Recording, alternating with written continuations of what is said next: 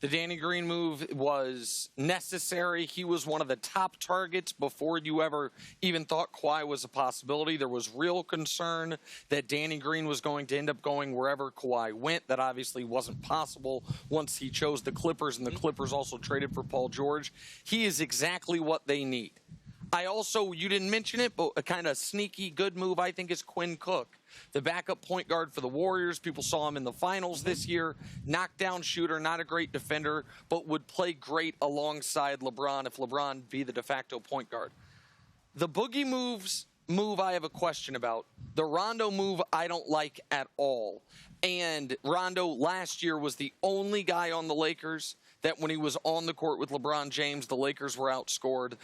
Any two-man combo, if LeBron was out there, they outscored their opponent, except for the one with Rondo. That one is curious to me.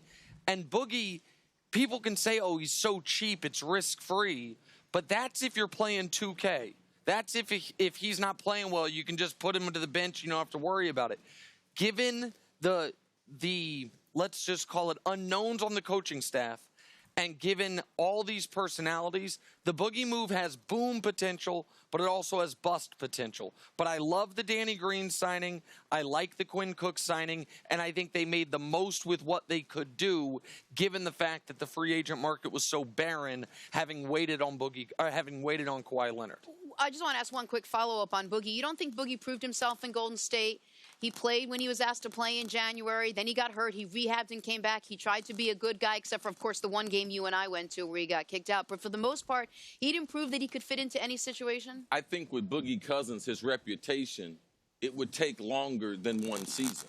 I think if Boogie Cousins doesn't get injured in that first round, yeah, he returned later on faster than people realize. But if he doesn't get hurt, I still believe that the Warriors, they three-peat. They're world champions. So for me, I like his skill level. Any of the players, absent of Danny Green, any of the players, because of where free agency was, all of them have warts. It's just a matter of where their warts are. There was no perfect fit for the Lakers. For me, the winner in this, besides signing Danny Green, it was Kyle Kuzma. Kuzma being the third scoring option for the Lakers and now potentially being a starter compared to coming off the bench.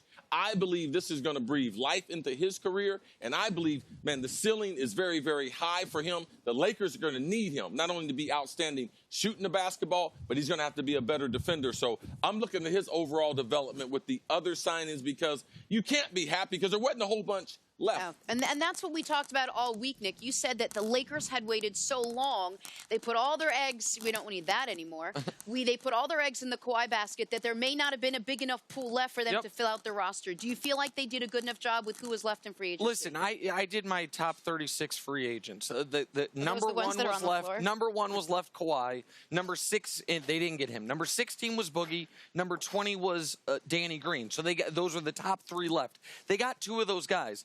Here's my concern with Boogie, and then we should start to talk about that starting lineup you mentioned, is you're right, Boogie handled himself the right way last year.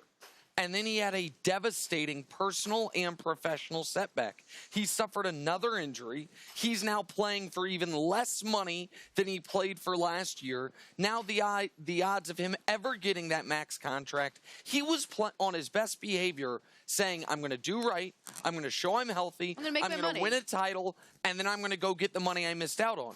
He's now a year removed from that. He's playing for essentially the minimum. He is suffered a second significant injury, and the idea of Boogie Cousins ever signing a 9-figure deal are now probably lost. How does that weigh on him? That's the first point. Second point, C, you mentioned Kuzma as a starter. I hope you're right. And we can show it. If I were running the Lakers, the starting lineup is very easy. Quinn Cook, Danny Green, Kuzma, LeBron, Anthony Davis.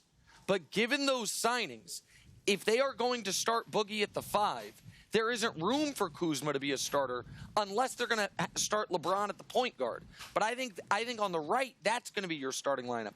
That one concerns me. That one doesn't have enough shooting. That one doesn't play to the strengths. That one doesn't allow Kuzma to grow to the way you're saying. If they go with the one on the left, which no one's talking about them actually doing, I just think they should. And then Rondo and Boogie can play minutes together off the bench. They played together in New Orleans a couple years ago. Kuzma can be that third option. That would work really well for you. That's going to be a test on Frank Vogel and Jason Kidd and that coaching staff, because those are proud veteran players who.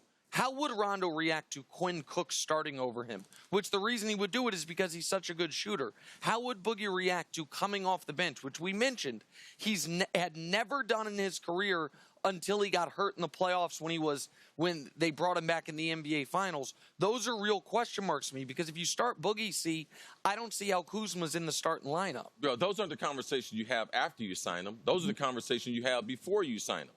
Rondo didn't sign a one-year deal. Rondo signed a 2-year deal. So you think they told Rondo, you're getting ready to be the starter here for the next 2 years? You think they didn't have the numbers of the when he was on the court with when he was on the court with LeBron? Those are the conversations that should have been very, very clear as the Lakers go forward. There will always be problems as far as that roster.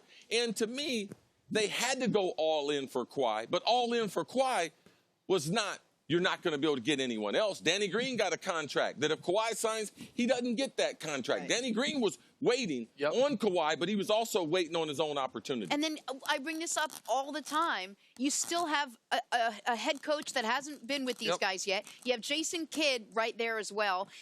There's a lot of personalities. There's a lot of personalities on that team now for this coach and this coaching staff to have to deal with. One other note: when we last talked last week, it looked like Andre Iguodala was going to get bought out and go sign with the Lakers. Memphis is now smartly considering holding on to him, seeing if they can get an asset back for him.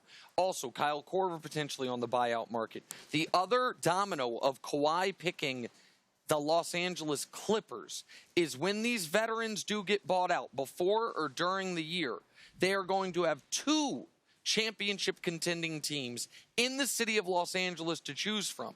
So when you think the Lakers are going to be able to supplement their roster with guys that get bought out, the Clippers are going to be in that market too. Going to be able to offer the same building, the same weather, maybe the same chance at a championship. That's one of the other parts of Kawhi not only not picking the Lakers, but not going back to Toronto. Toronto wasn't going to be big in the buyout market for veterans that want nice weather, chance to win a ring. The Clippers absolutely will be, so that's something to consider as well. Remember when the Knicks were like, well, at least we're not as bad as the Clippers.